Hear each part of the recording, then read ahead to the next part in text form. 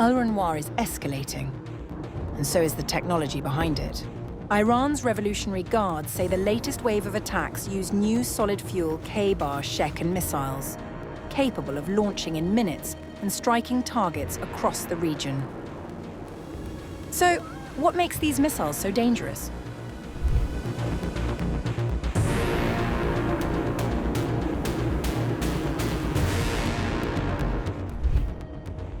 As the conflict between the United States, Israel and Iran enters its second week, the scale and intensity of the confrontation continue to grow. Airstrikes on Tehran have persisted, while retaliatory attacks are spreading across the wider Middle East, raising fears of a prolonged regional conflict.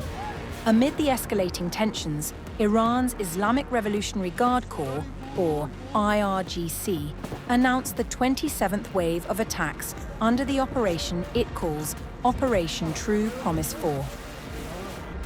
According to the IRGC, the latest strikes targeted American and Israeli positions in response to what it described as a new phase of unprovoked US-Israeli aggression towards the Islamic Republic. Iranian officials said the barrage involved newly developed solid-fuel missile technology deployed by the IRGC's Aerospace Division. In an official statement, the force claimed, "In this strategic and multi-dimensional operation, Zionist military targets in Haifa were struck by the IRGC's Aerospace Division's new solid-fuel Kheibar Shekan missiles, which possess terminal guidance capability up to the point of impact."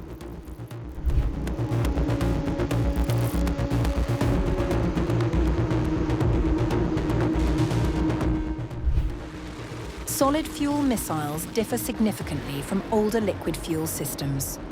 While liquid fuel missiles must be filled shortly before launch, solid-fuel missiles carry their propellant inside the rocket itself. This allows them to be fired rapidly, with far less preparation time. Typically, the fuel consists of metallic powders, such as aluminium, mixed with an oxidizer, like ammonium perchlorate, bound together with a rubber-like material and sealed inside a metal casing. Because the propellant is already stored within the missile, the system can remain ready for launch for extended periods.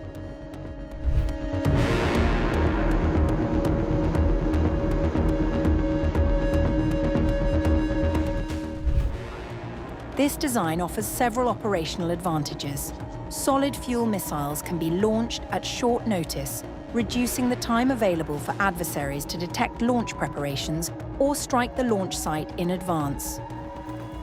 Many of these missiles can also be deployed from mobile platforms and fired from multiple locations, making them harder to track and intercept. They also require less logistical support and are generally considered easier and safer to operate than liquid fuel systems.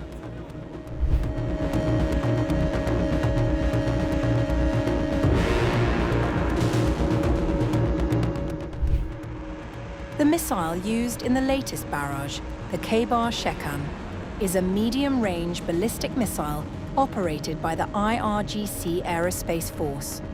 Its name, which translates roughly as Fortress Buster, reflects its intended role in striking heavily defended targets. The missile is around 4 meters long and weighs roughly 1,500 kilograms, giving it the capability to reach Israel from western Iran. It is equipped with satellite guidance and a manoeuvrable warhead designed to improve accuracy. The missile is around 4 meters long and weighs roughly 1,500 kilograms. It is reportedly capable of reaching speeds of up to 19,500 kilometers per hour within the atmosphere and around 9,800 kilometers per hour outside it, making interception difficult even for advanced air defense systems. Propulsion is provided by a single-stage solid-fuel motor known as the Arond engine. This engine is integrated into the missile's fuel tank, reducing its size and making it more difficult to detect. The system can be launched from mobile platforms and prepared for firing in under 15 minutes, carrying a high explosive warhead estimated to weigh between 550 and 600 kilograms. The Kheibar Shekan forms part of Iran's Khorramshahr family of ballistic missiles, which has undergone several upgrades since the first version was introduced in 2017. Earlier models relied on liquid fuel, but newer variants reflect a shift towards lighter and more mobile solid fuel systems designed for rapid deployment. Iran's missile arsenal is considered one of the largest and most diverse in the Middle East, encompassing both short-range and medium-range ballistic missiles. Short-range systems, capable of traveling between 150 and 800 kilometers, are designed for rapid strikes against nearby military targets.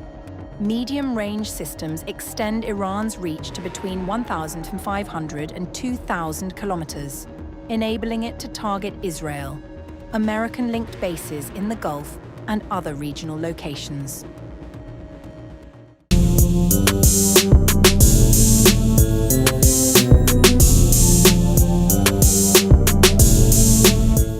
It has been 1 week since the United States and Israel launched what Iran is calling unlawful military aggression on Iranian soil. And as of this Sunday, March 8th, the war is not cooling down. If anything, it is burning hotter. Iran's Revolutionary Guards made a pointed declaration through the Fars news agency, warning that the Islamic Republic is capable of sustaining at least a 6-month intense war at the current pace of operations. That is not the language of a country looking for an exit. That is a country signaling it is dug in. The Guards also claimed they have targeted more than 200 locations linked to American and Israeli bases and facilities across the region. Whether those numbers hold up to independent verification remains unclear, but the volume of the claim alone reflects the scale of what is unfolding. Then came Saturday's accounting from the Iranian side. Lieutenant Colonel Ibrahim Zolfagari, the spokesperson for Iran's Khatam al-Anbiya central headquarters, laid out a striking toll. He said 21 American service members were killed and others wounded during Iranian strikes on the US Navy's Fifth Fleet in Bahrain. He then added that roughly 200 more American personnel were killed or wounded in strikes on Al Dhafra Air Base. The Iranian military also said it struck an American-owned oil tanker in the northern Persian Gulf. The United States, for its part, confirmed that Iran destroyed a $300 million radar system at Muwafaq Salti Air Base in Jordan. That system was part of the THAAD missile defense network. Losing it is not a footnote. It is a significant operational blow. Aboard Air Force One on Friday, March 7th, President Donald Trump held an impromptu back and forth with reporters that offered a window into how Washington is thinking about this war and what comes after it. A journalist asked the president directly whether the United States bombed a girls' elementary school in southern Iran on the first day of the war, killing 175 people. Trump did not hesitate. Did the United States bomb a girls' elementary school in southern Iran on the first day of the war and kill 175 people? In my opinion, based on what I've seen, that was done by Iran. Is that true, Mr. Hickson? It was Iran who did that? We're certainly investigating. Still investigating. But the only side that targets civilians is Iran. Whether that explanation satisfies the international community is another matter entirely. Trump was also asked about the possibility of a negotiated settlement, and here is where his answer is worth sitting with. What sort of thing do you want to see in a deal? I mean, do you think you have maximum negotiating leverage at this point? I think the president has proved that we have Iran today accused the U.S. a of lot of hitting. negotiating leverage, maybe maximum, but we're not looking to settle. They'd like to settle. We're not looking to settle. Trump said he is not interested in negotiating with Iran at this point, and later added the air campaign could make it a moot point if all potential leaders of Iran are killed and the Iranian military is destroyed. They're sending in much less drones. They're being decimated. Now, at some point, I don't think there'll be anybody left maybe to say, we surrender. But they're being decimated. It's where they cry uncle, or when they can't fight any longer, there's nobody around to cry uncle.